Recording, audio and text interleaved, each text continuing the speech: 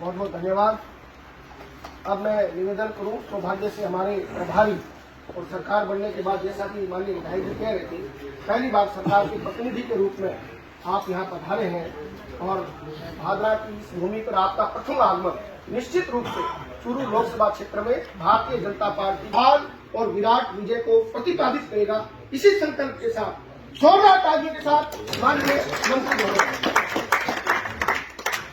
बोले भारत माता की, भारत माता की, वंदे वंदे मातरम।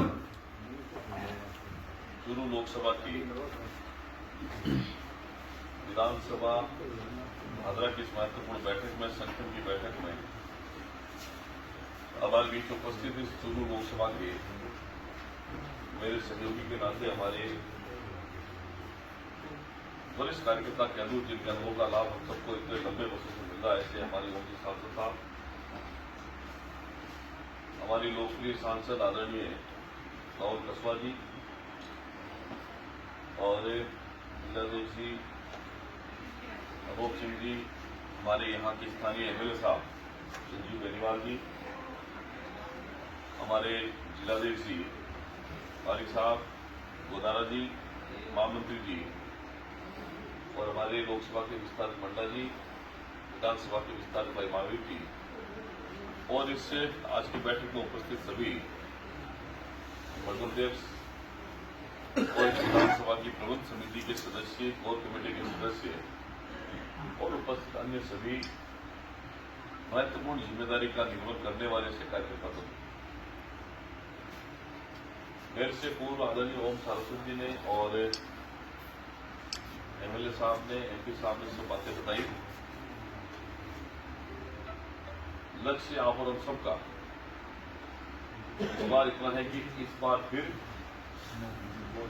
मोदी सरकार जीत की हैट्रिक, तीसरी बार मोदी सरकार 400 के पार और राजस्थान में 25 की 25 सीटें भारतीय जनता पार्टी की आए, ये लक्ष्य इस बार निर्धारित किया है पार्टी ने, कार्यकर्ताओं ने।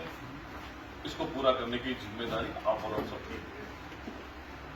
ये ठीक बात है कि राजस्थान सरकार अभी भी बनी है, 2 महीने हुए और सरकार बनने के बाद में मुझे पहले मंत्री के रूप में यहाँ आने का अवसर मिला।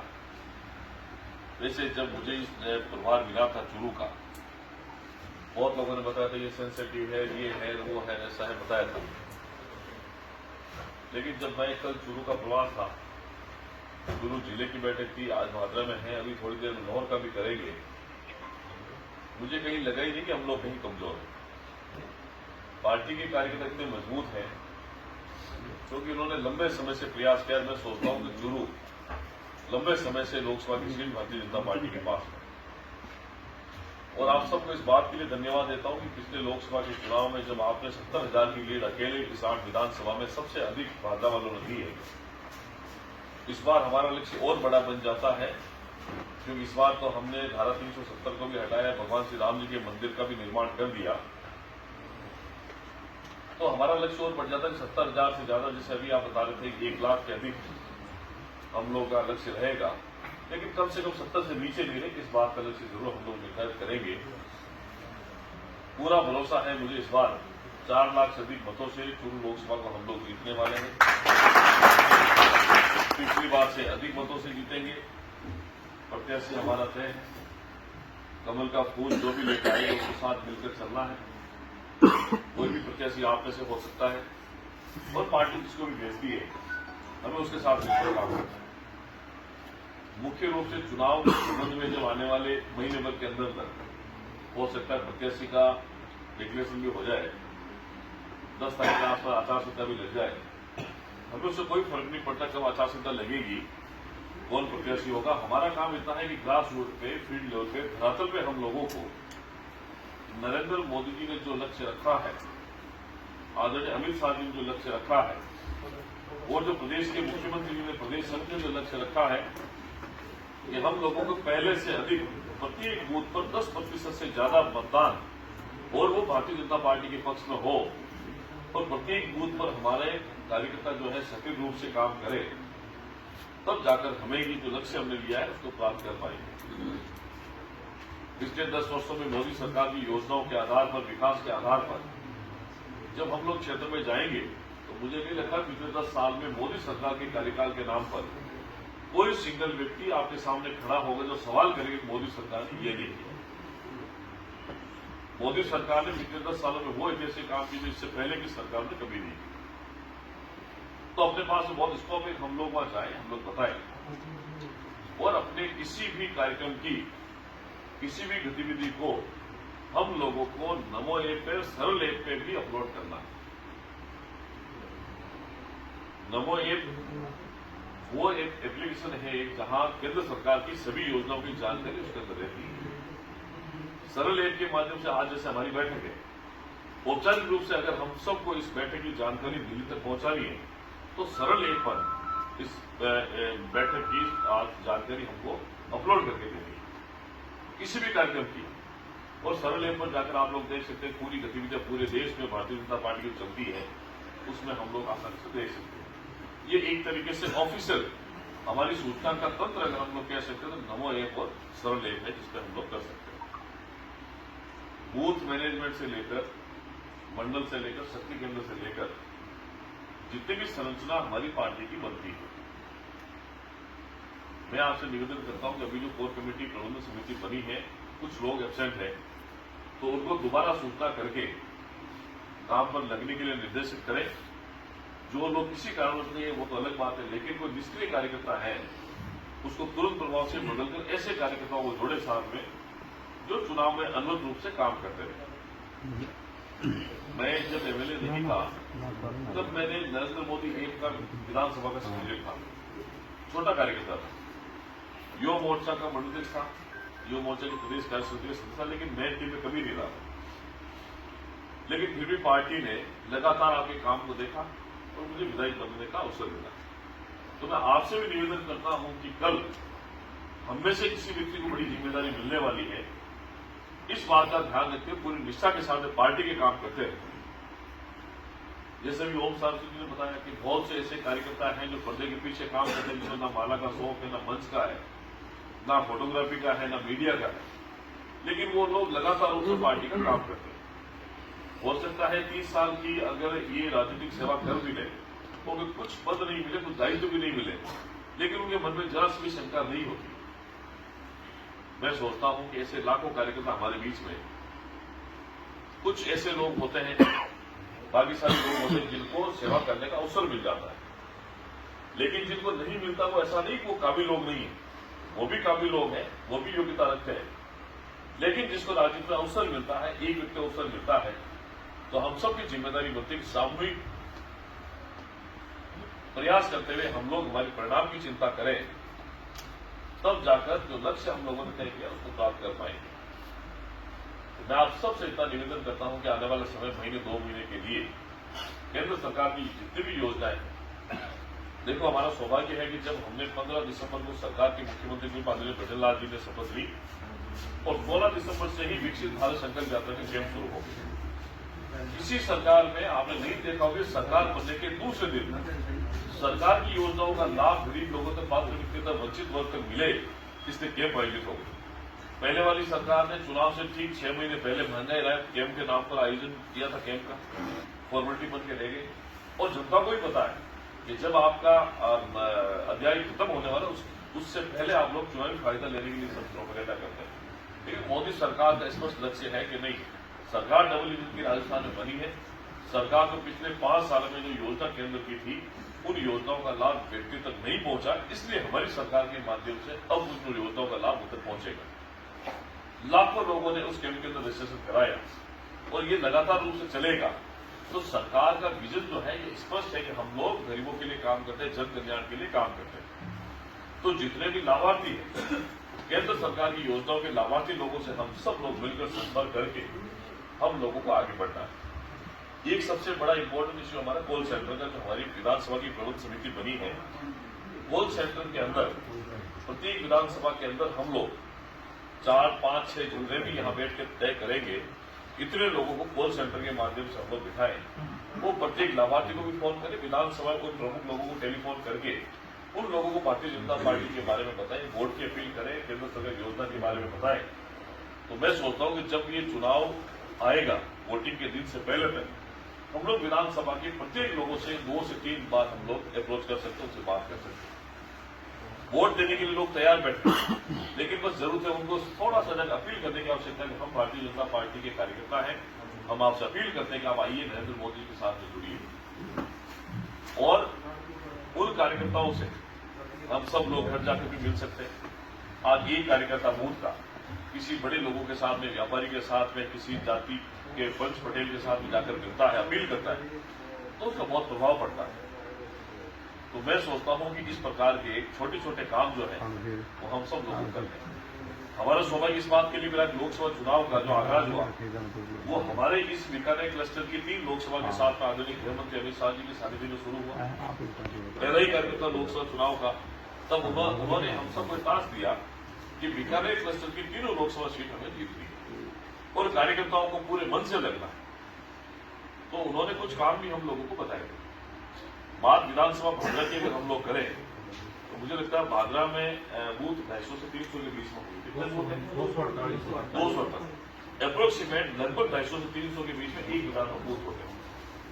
प्रत्येक बूथ पर अगर 5 जगह पे हम लोग चिन्हित करते हैं, जब दीवार लेखन पर अगली बार फिर से मोदी सरकार कमल का फूल लगाकर दीवार लेखन का काम भी अगर हम लोग करें, किसी एजेंसी के माध्यम से अगर हम लोग करें, पूरे विधानसभा क्षेत्र में अगर कमल का फूल दिखेगा, परमानेंट भी रहेगा, वो दीवारें चिन्हित करके, तो मैं सोचता हूं कि ये केंद्र सरकार का जो महत्वपूर्ण अभियान है वो भी पूरा होगा, लोगों में जन जागृति भी आएगी और पार्टी के प्रति लोगों का रुझान और बढ़ेगा जो लोग हमसे अभी तक नहीं जुड़े। तो ये लक्ष्य आज से तय करें कि हमारे जो बूथ के कार्यकर्ता है वो एक जगह पे, एक बूथ में 5 जगह चिन्हित करें, ऐसी सार्वजनिक जगह जहां डेली सैकड़ों लोगों का आना जाना था, वो जब जाए वो दीवार पर उनकी नजर गिरे और उनको कमल का फूल का निशान दिखे और मोदी जी का नाम दिखे। उससे हम सबको बहुत फायदा मिलने वाला। मैं तो कम से कम मेरे विधानसभा क्षेत्र में जब मेरे 300 के करीब बूथ है तो मैं 1500 ऐसी दीवारें चिन्हित कर रहा हूं जहां अब की बार मोदी सरकार के हम लोग वो कलर पेन से दीवार लेखन का काम करने वाले हैं। आप चाहिए उसको लिखवाने थोड़ा फोटो खिंचवाइए, सरल ऐप पे डालिए, नमो ऐप पे डालिए। ये सबसे बड़ा काम है पार्टी की लोकप्रियता को आगे बढ़ाने का। और लंबे समय तक आप एक बैनर लगाते हैं, महीने में 15 दिन में उसका कलर खराब हो जाता है, वो फट जाता है हवा आंधी से, लेकिन दीवार के ऊपर अगर आप लोग लिखेंगे तो 4 महीने, 6 महीने, 12 महीने वो रहता है। इसलिए मेरा विशेष निवेदन है कि दीवार लेखन का काम भी हो सकता थोड़ा खर्चा आएगा, लेकिन एमएलए साहब से निवेदन करके, एमपी साहब से निवेदन करके थोड़ा थोड़ा अगर कंट्रीब्यूशन हम लोग करेंगे तो ज्यादा खर्चा भी नहीं आएगा। पूरे विधानसभा क्षेत्र में सब जगह मोदी जी, मोदी कमल का फूल चिन्ह आज अगर प्रचार का सबसे बढ़िया तरीका तो आप लोगों के लिए काम आएगा। पिछले 10 सालों में मोदी सरकार के ऊपर 1 रुपए के भ्रष्टाचार का आरोप नहीं लगा, ये हमारी उपलब्धि है। हम लोग पिछले 10 साल की मनमोहन सिंह यूपीए सरकार हमारी सरकार से तुलना कर सकते हैं, लेकिन सब बुद्धिजीवी लोग हैं। आज की तारीख में गांव ढाणी में बैठे व्यक्ति से भी पूछेंगे जो अनपढ़ है, तो पढ़ना लिखना नहीं जानता है, उसको भी बताएगा आएगा तो मोदी जी, आएगा तो मोदी जी, वो सब पता है। लेकिन बस हमें वहां जाकर उनको बताने की आवश्यकता है कि नहीं, आज देश को हमें जरूरत है मोदी जी की। मोदी को किसने लाना है? प्रत्याशी कोई भी होगा, कोई फर्क नहीं पड़ता है, लेकिन हमें जरूरत है मोदी जी की। और मोदी तभी प्रधानमंत्री बन पाएंगे जब हम लोग भादरा से जो प्रत्याशी को जिताएंगे, शुरू से हम लोग प्रत्याशी को जिताएंगे, तभी लोग बन पाएंगे। और जब हमने पिछले 10 सालों में 25 की 25 सीटें राजस्थान से बीजेपी को दी है, तो इस बार भी हमारा लक्ष्य ये है कि 25 से कम नहीं आएंगे, 25 की 25 सीटें देंगे। हमारा लक्ष्य एक विशेष रूप से जो बूथ के कार्यकर्ता है, जो पार्टी कोई भी कार्यकर्ता, उनको तो अपना बूथ संभालना है। आज मेरा बूथ तो है भादरा के इस यहाँ का, और मैं भादरा से 20 किलोमीटर दूर जाके 50 किलोमीटर थोड़ा सा उपयोगी नहीं होता है, तो अपना उपयोग ज्यादा वही रहेगा जहां हम लोग काम करते हैं। और पन्ना प्रमुख की जो बात की थी, गुजरात में लगातार 30 सालों से भारतीय जनता पार्टी की सरकार है, इसका प्रमुख कारण है पन्ना प्रमुख की नियुक्ति है। और पन्ना प्रमुख जैसे एक पन्ने पे 30 वोट है, दूसरे पे 30 है। और अभी अमित शाह ने कहा भी था कि अगर हम लोग हमारे पड़ोस के 5 परिवारों के वोट अगर दिलवाने की जिम्मेदारी ले लेते हैं, उसके बाद में कोई बस्ता भी नहीं, हमें कहीं काम करने की आवश्यकता है। हमारे पड़ोस के 5 परिवारों के वोट 1.5% भारतीय जनता पार्टी को हम लोग दिला दें। तो ये पन्ना प्रमुख से लेकर रेंज समिति से लेकर मंडल स्तर तक के सारे कार्यकर्ता मिलकर अगर काम कर लेते हैं, अकेला आदमी मैं सोचता हूँ जिलाध्यक्ष जी का सारा काम करेंगे तो थोड़ी होगा, नहीं होगा। एमएलए साहब चाहेंगे नहीं होगा, ना एमपी साहब चाहेंगे तो होगा। ये तो जो छोटे छोटे कार्यकर्ताओं के बीच में काम का डिस्ट्रीब्यूशन अगर हम लोग बांट देंगे, काम का वर्गीकरण कर देंगे, तब ये हमारी जो विधानसभा की प्रॉब्लम इसलिए तो बनी है। कोई कॉल सेंटर का काम करेगा, कोई प्रचार प्रसार का काम करेगा, कोई मीडिया का काम करेगा, और कोई कानूनी सलाह का काम करेगा, कोई नॉमिनेशन का काम करेगा, कोई काउंटिंग का काम करेगा, कोई हमारे घोषणा पत्र का काम करेगा। अकेले व्यक्ति को मंडल थोड़ी कर पाते कभी हम, इसलिए सब लोगों को इसमें शामिल किया गया है। कोर कमेटी में वो लोग होते हैं जो काम करते हैं। हो सकता है आप में से किसी को चुनाव लड़ने का मौका नहीं भी मिलेगा, लेकिन फिर भी हमें इस उम्मीद के साथ नहीं, हमें तो काम करना पार्टी का, और जब पार्टी में काम करेंगे निश्चित ही पार्टी आपके बारे में सोचती है, बहुत बारीकी से नजर रख रही है। और मैं तो ये सोचता हूँ अगर सौभाग्य रहेगा, आप लोग 70,000 से ज्यादा की लीड अगर ये भाजपा इस बार देते हैं तो सौभाग्य रहेगा। और मैं आपको भरोसा दिलाता हूँ कि चूरू लोकसभा में मैं प्रभारी हूँ, इसलिए मेरा फर्ज ज्यादा बनता है। ओम जी भाई साहब और हम मिलकर सबसे ज्यादा वोट प्रतिशत और सबसे ज्यादा लीड जहां से मिलेगी उनको हम राजस्थान में, जयपुर में, राजधानी में, प्रदेश कार्यालय में सम्मानित करने का काम हम लोग तो सबसे ज्यादा 8 विधानसभाओं में कहां लीड मिली है वहां हम लोगों को सम्मानित करने का काम करवाएंगे। और व्यक्तिगत रूप से मैं आप सबसे निवेदन करता हूं कि आइए हम सब लोग मिलकर प्रधानमंत्री मोदी के विकसित भारत को सपने को पूरा करने का सबसे अच्छा टाइम है 2024 से लेकर 2029 तक। ये सबसे बढ़िया टाइम है। मोदी ने भरी 2047 की कल्पना की है, लेकिन हमें लगता है कि हम लोग 2029, 2030 जो 30वां कार्यकाल मोदी का रहेगा, उसमें हम सब लोग विकसित भारत के मतलब जो लक्ष्य है उसको पूरा करने की और लगभग उसके करीब हम लोग पहुंच जाएंगे। तो आप सबसे हाथ जोड़ इतना ही निवेदन है कि हम पार्टी के कार्यकर्ता होने के नाते अपने स्वार्थ को छोड़कर पार्टी के लिए काम करेंगे। नरेंद्र मोदी को 30 बार प्रधानमंत्री बनाने के लिए काम करेंगे और मां भारती की सेवा करने के लिए हम सब लोगों का सौभाग्य भारतीय जनता पार्टी के कार्यकर्ता हैं। तो कार्यकर्ता होने के नाते आप सबसे इतना ही निवेदन है कि आने वाला समय इस बार चुनौतीपूर्ण भी रहने वाला, इस बात को भी हम लोग समझे, क्योंकि हम चूरू की 8 विधानसभाओं में से सिर्फ 2 जीते, 6 विधानसभाओं में हम लोग हार गए। उसके बहुत सारे कारण हैं, लेकिन विधानसभा के चुनाव का मुद्दा अलग होता है, लोकसभा के चुनाव का मुद्दा अलग होता है। सबको पता है हम राष्ट्रीयता के नाम पर चुनाव लड़ेंगे, जो मोदी सरकार ने काम किया उसके आधार पर चुनाव लड़ेंगे, और बहुत सारे मुद्दे हैं। ज्यादा परिश्रम लोकसभा नहीं है, लेकिन हम सबको अगर घर बैठने के लिए मेहनत करेंगे, 2 महीने मेहनत अगर हम लोगों ने कर ली तो ये 5 साल आपके आराम के निकलेंगे। अच्छे दिन आप लोगों के आएंगे। मुझे कोई बांद्रा से लेना देना नहीं, चूरू से लेना देना नहीं है, लेकिन पार्टी का कार्यकर्ता होने के नाते जब चिंता होती है तब पार्टी मेरे जैसे नए कार्यकर्ताओं को अलग अलग क्षेत्र में भेजते कि वहां जाकर हम लोग अगर कहीं छोटी मोटी बात है तो ठीक करे, समन्वय का काम भी करे, सबको साथ लेकर चले, क्योंकि मोदी जो कहते हैं सबका साथ सबका विकास, यही मूल मंत्र है हमारा। तो मैं एक बार पुनः आप सबका इस बात के लिए भी धन्यवाद देता हूं कि आप लोग समय समय पर ऐसे कार्यक्रम में पार्टी के संगठन के कार्यक्रम आते रहते हैं, और जो लोग आज नहीं है उनको भी सूचना करके आज से ही काम पर लगने का निर्देशन आप लोग दे सकते हैं। और जो 2-3-4 बातें हैं मुख्य रूप से बूथ से लेकर और ये दीवार लेखन का काम भी अगर हम लोग करेंगे तो मैं सोचता हूँ ज्यादा प्रभावी भी रहेगा। और चुनाव प्रक्रिया के आज से लेकर अंतिम दिन का मतलब होता है वोटिंग के दिन शाम को 5-6 बजे तक हम सबको इसी उत्साह इसी ऊर्जा के साथ में मिलकर काम करना है। ये आप सबसे मैं निवेदन करता हूँ। फिर हम बहुत जल्दी इस भाजपा विधानसभा की बैठक में मिलेंगे, तब इसमें जो पन्ना समिति बन गई है, पेज प्रमुख बन गए, उन सब की भी हम लोग समय में चर्चा करते रहेंगे। सभी मंडल जो पधारे हैं आपकी बहुत बड़ी जिम्मेदारी है। तो मैं तो ये कहता हूँ हमारी जो पार्टी आज इस स्थिति में पहुंची उसमें 5 प्रमुख लोगों का योगदान, पूरे 5 प्रमुख का। सबसे पहला है बूथ अध्यक्ष, उसके बाद में मंडल अध्यक्ष, उसके बाद में जिलाध्यक्ष, उसके बाद में प्रदेश अध्यक्ष, उसके बाद में राष्ट्रीय अध्यक्ष।